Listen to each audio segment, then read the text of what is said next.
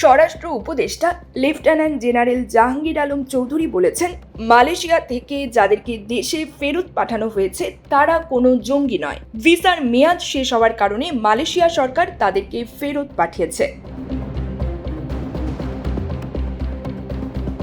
রবিবার 6 জুলাই বেলা 11টার দিকে হযরত শাহজালাল আন্তর্জাতিক বিমানবন্দরের রপ্তানি কার্গো ভিলেজ পরিদর্শন শেষে গণমাধ্যম কর্মীদের সঙ্গে আলাপকালে এই কথা বলেন তিনি।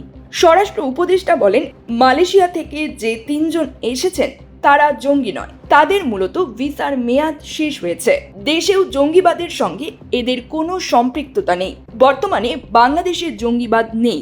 গত 10 মাসে জঙ্গিবাদের কোনো অস্তিত্ব নেই।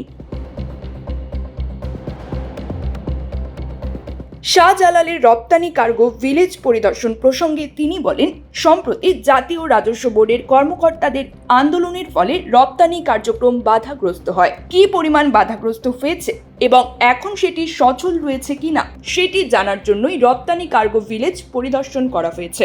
এটি শুধুমাত্র একটি পরিদর্শন, কোনো অনুষ্ঠান ছিল না। স্বরাষ্ট্র উপদেষ্টা বলেন, আমাদের নতুন যে এক্সপোর্ট টার্মিনাল হচ্ছে সেখানে বড় একটি সুবিধা থাকবে। সেটি হলো, যদি কোনো কারণে পণ্য রপ্তানি না হয় পরে সেই পণ্য কোল্ড স্টোরেজে রেখে দেওয়া হবে। বর্তমানে যদি বিমানে পণ্য লোড করা না যায়, কোল্ড স্টোরেজ না থাকার কারণে সেই সুবিধা এখন নেই।